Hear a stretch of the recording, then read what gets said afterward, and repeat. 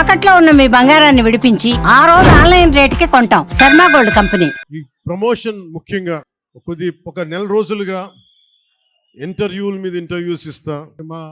తను ప్రతి దానికి సినిమాకి ఒక ఆకర్షణతోటి ముందుండి సినిమాని ప్రమోట్ చేసిన శ్రీ మిస్ నిధి అగర్వాల్ గారికి మనస్ఫూర్తిగా నా కృతజ్ఞతలు తెలియజేస్తాను. ఈరోజు నేను మీ ముందుకు వచ్చాను ఇలాగా. నిన్న అన్ని ఏకదాటిగా పొద్దున్నుంచి రాత్రి 12 దాకా ఇంటర్వ్యూస్ ఇచ్చాను అంటే, అలాగే ఈరోజు మీ ముందు నిలబడ్డాను అంటే ఆవిడ చేసిన పనికి నాకే సిగ్గొచ్చి మన సినిమాని మనం ప్రమోట్ చేసుకోకపోతే ఎట్లా. నేనేం నమ్ముతానంటే, ఇదివరకు సత్యానంద్ గారికి తెలుసు, ఎప్పుడు మన ఫోటో లేదు మీరు వేయచ్చు కదా అప్పుడున్న సినిమా పత్రికల్లో అంటే, మన సినిమా మన ముఖాలు ఎవరు వేస్తారని చెప్పి నేను అడిగితే, మీరు ఇంకా పెద్ద హీరోకి అసలు ఇంకా మీరు హీరో కాదు కదా, మీరు హీరో కూడా పెద్ద హీరో కాదు మీకు ఏమని చెప్పేవాళ్ళు. నాకు అది అలవాటు అయిపోయింది. పబ్లిసిటీ లేకుండా సినిమాలు అవ్వటం, మీ గుండెల్లో మీరు పెట్టుకొని గెలిపించారని విజయం ఇచ్చారు తప్ప నాకు ఎప్పుడు మీడియాతోటి మాట్లాడాలని కానీ నేను కోరుకున్నప్పుడేమో జరగలేదు. తర్వాత నాకు అలవాటు అయిపోయింది మీడియా లేకుండా సినిమాలు విజయం సాధించడం. సో అలాంటిది నేను చాలా చాలా ఆల్మోస్ట్ ఒక 96లో అక్కడమ్మా ఇక్కడ బై షూటింగ్ సినిమా రిలీజ్ అయింది.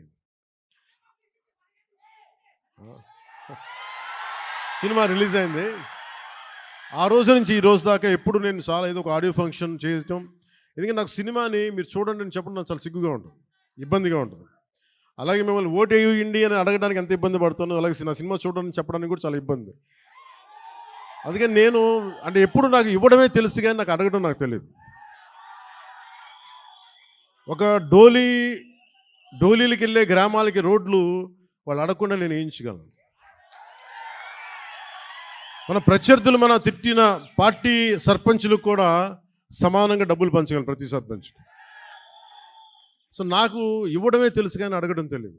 కానీ నేను అడగక్కర్లా, మీరు ఇస్తారని నాకు తెలుసు. అలాంటిది cinema I love you to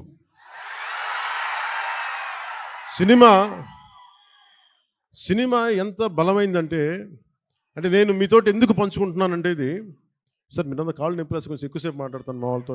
కొంచెం చైర్స్ వేయకూడదు, చైర్స్ వేయండి పాపం. ప్రతిసారి నేను మాట్లాడుతూ ఉంటే నలిగిపోతూ ఉంటే కొంచెం ప్రశాంతం కూర్చుంటాను.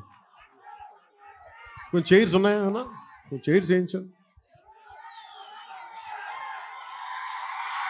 ఉంచోవాలా? కాదు నేను కాదు, వాళ్ళు. అంటే నాకు విశాఖపట్నం సత్యానంద్ గారు నన్ను ఇక్కడికి తీసుకొచ్చినప్పుడు నాకు యాక్టింగ్ అంటే తెలియదు, యాక్టింగ్ ఉన్నామాలు తెలియదు. మీరు అలసిపోయిన తర్వాత మాట్లాడతాను, మీరు అరౌండ్ ఎంతసేపు అరుస్తాను. ఈ అరుపులు, ఈ ఉత్సాహం రేపు సినిమాలకు ఉంచుకోండి, మొత్తం అలసిపోతాం.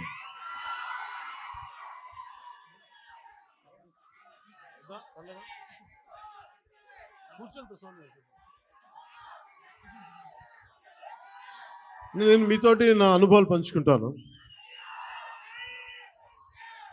అంటే నేను మీరు ఇప్పుడులా కనిపించే సత్యానంద్ గారు నాకు పరిచయం అయ్యే టైంకి నాకు బయటికి 10 మంది మధ్యలోకి రావాలంటే చాలా ఇబ్బంది ఉండేది. రూమ్లోంచి బయటికి రావాలంటే సిగ్గుపడిపోయాడు, ధైర్యం ఉండేది కాదు. కానీ లోపల చాలా ఆలోచించేవాడిని. ఏదన్నా సరే బయటకు వచ్చి ఏదైనా మాట్లాడాలి, గొంతు పెగల్చాలి అంటే లోపల బిగుసుకుపోయేది, భయం వచ్చేది, గొంతంతా ఉండలు చుట్టుకుపోయేది. అలాంటి సమయంలో మా అన్నయ్య గారు అడిగారు, నువ్వు ఏమవ్వాలని ఉందరా అంటే, నేను చాలాసేపు ఆలోచించాను. జస్ట్ బతకాలి ఉందని చెప్పాలనుకున్నా. ఆ మాట అంటే కొడతాడని చెప్పి చెప్పలే, ఏదో తెలివితేటలు చూపించుకున్నా. కానీ నాకు లోపల ఏముండిందంటే, నాకు ఏ కోరికలు లేవు. నాకు చిన్నప్పటి నుంచి నాకు పెద్ద ఏం కోరికలు లేవు. ఏదో మామూలుగా బతకడం తప్ప ఒక హీరో అవ్వాలనో లేదంటే సాధించాలనో లేదు. కానీ చిన్నప్పటి నుంచి ఉన్న ఒక్క మూల లక్షణం ఏంటంటే, అన్యాయం జరిగితే ఎదురుదాడి చేయాలని ఉంటుంది. నాకే జరగక్కర్లా, అలాగే సహాయం చేయాలనిపిస్తుంది. ఈ 2 లక్షణాలు తప్ప సినిమాలు చేద్దామని కానీ డబ్బులు సంపాదించాలని కానీ నాకు ఆలోచన లేదు.